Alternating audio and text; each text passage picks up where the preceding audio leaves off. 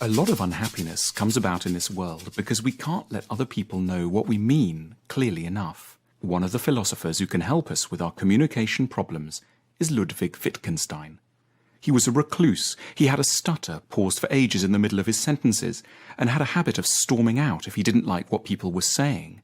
It was, weirdly, the ideal background for someone intent on studying how easily communication between people goes wrong.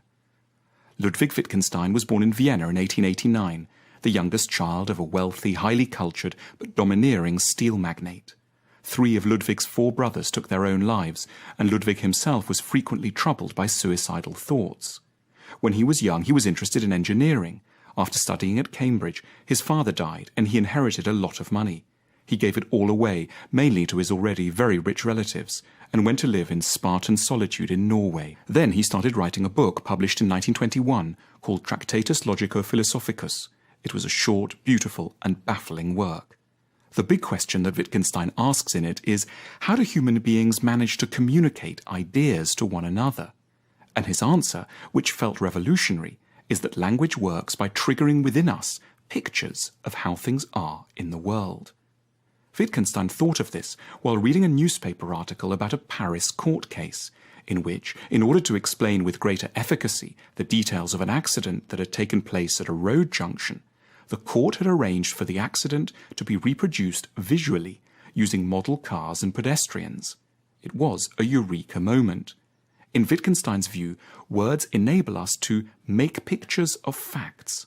To say, the palm tree is by the shore, paints a rapid sketch that, like the model, lets another person see the situation in their mind and understand.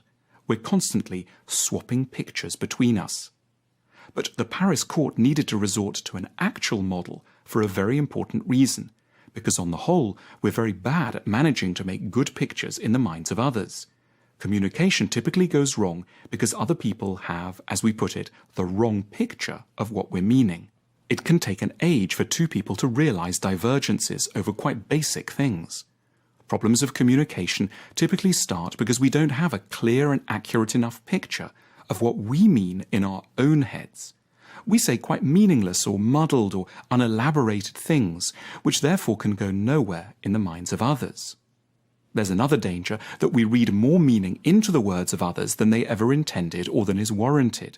You tell your partner you had a conversation with an interesting person at the hotel reception. The picture in your mind is an innocent one, but your partner swiftly forms a very different impression. The Tractatus is a plea by a very taciturn, silent and precise Austrian philosopher to speak more carefully and less impulsively. As he famously put it, wovon man nicht sprechen kann, darüber muss man schweigen. When he published it, Wittgenstein thought somewhat grandly that the Tractatus was the last work of philosophy that would ever need to be written. So he looked around for how to fill the rest of his life. He turned to architecture and spent a couple of years designing a house for his sister in Vienna. He spent ages getting the door handles and the radiators right.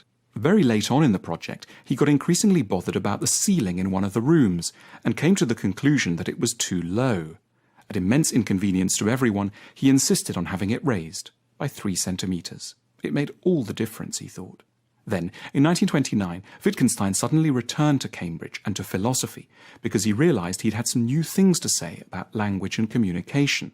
And so he began to write a second book, published posthumously, and that we now know as Philosophical Investigations.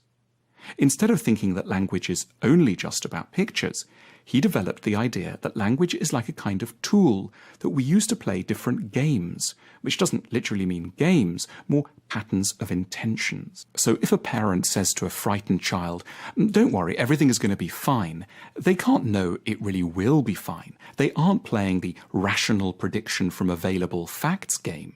They're playing another game, the words as an instrument of comfort and security game. Wittgenstein's point is that all kinds of misunderstandings arise when we don't see which kind of game someone is involved in. If one's partner says, "You never help me, you're so unreliable," the natural inclination might be to hear this as a part of a stating the facts game, like saying the Battle of Waterloo was in 1815. So one might respond by citing facts about how actually you got the car insurance yesterday and you bought some vegetables at lunchtime too. But actually, this person is involved in a different language game. They're using words not to capture facts, they're playing the help and reassurance game. So in the language game they're involved in, you never help means, I want you to be more nurturing. Working out the game in question is, Wittgenstein realized, key to good communication. In the philosophical investigations, Wittgenstein also wanted to draw attention to how much of our self-understanding depends on the words of others, on languages that have developed publicly and communally over many centuries, long before we're born. For example, on Sunday afternoon, I might fall prey to a worried, confused mood as I think about the week ahead and everything I've got to do. My ability to know this very private side of myself and to help others know me will be hugely enhanced if I have to hand a word that's been around a while. Angst, a word which was helpfully formulated by the philosopher Kierkegaard in 19th century Copenhagen. Words like angst, or also nostalgia, melancholy, or ambivalent, and many others, help us to name elusive areas of our own experience. Language is a public tool for the understanding of private life. The richness of the language we're exposed to is therefore really important to our self-knowledge. Reading many books gives us tools with which to help to know who we are. Though a lot of Wittgenstein's philosophy is deeply complicated, it's underpinned by a desire always to be helpful. The task of philosophy, said Wittgenstein, is to show the fly the way out of the fly bottle. The particular fly bottle he was interested in was language, and before his death from cancer in 1951, he managed to let out for us a lot of word flies, usefully for us all.